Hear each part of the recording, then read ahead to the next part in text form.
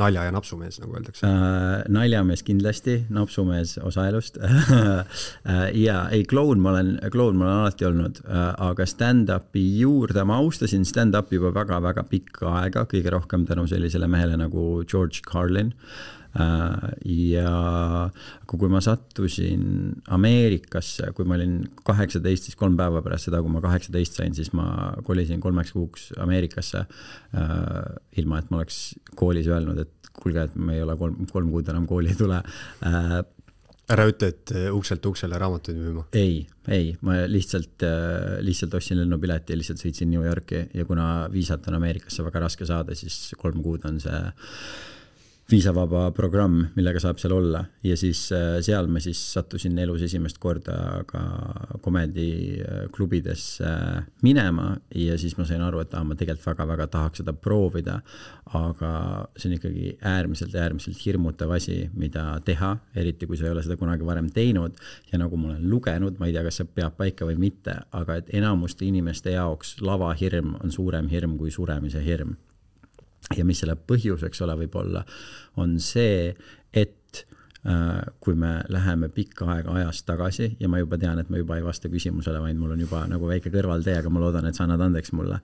Et kui me läheme ajast tagasi ja mõtleme selle peale, et miks ühes nagu klassikalises ühiskonnas keegi peaks kellelegi teisele esinema, siis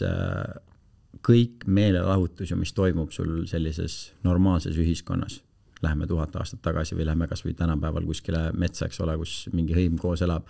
Kõik meelelahutus toimub koos, kõik inimesed laulavad koos, tantsivad koos, teevad mingisuguseid rituaale koos. Ja ainukene põhjus, miks sa pead üksi kellelegi esinema, on siis, kui sa oled sellise pättuse kokku teinud,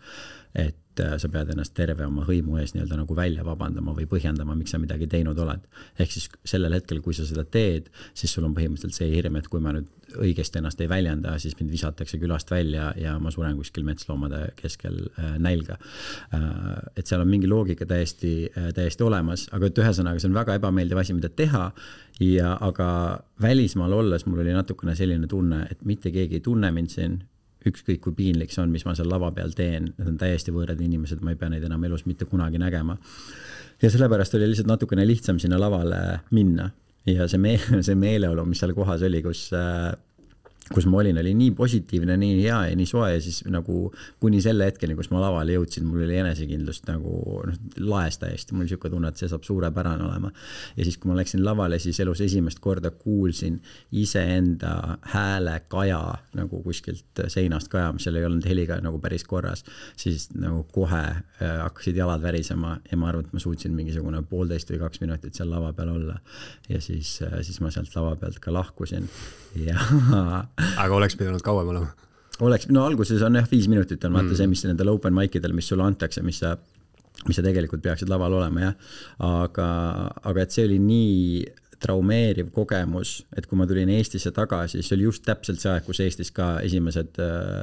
Andrus Purde oli asutanud komeediklubi, mis oli siis esimene, mis tõi välismaa koomikuid Eestisse nagu järjepidevalt ja Comedy Estonia alustas ka umbes enam-vähem samal ajal, ehk siis kogu Eesti komediskeene ka just siis alustas, aga mul oli see trauma nii tugev, et ma ei julgenud Eestis väga-väga mitu aastat lavale minna ja Eestis oli ka see lisatud faktor, et need inimesed tunnevad sind, nad teavad sind, need on su sõbrad, su pere või siis inimesed, ma ei tea, kellega sa töötad koos või isegi kui sa neist kedagi ei tea, siis Eesti on nii väike, et kõik tegelikult ikka teavad. Ja siis ongi mul läks 5 aastat aega, las ma mõtlen 5 aastat hiljem, siis kui ma läksin Austraaliasse elama, siis ma hakkasin seal stand-upi tegema ja siis kui ma Austraaliast tagasi tulin, siis ma julgesin nagu Eestis ka pihta hakata. Aga see hetk, kus ma siis esimest korda laval astusin, kuni selle hetkeni, kus ma Eestis julgesin esimest korda laval astuda, et seal oli nagu 7 või 8 aastane nagu vahe sees. Eesti esu.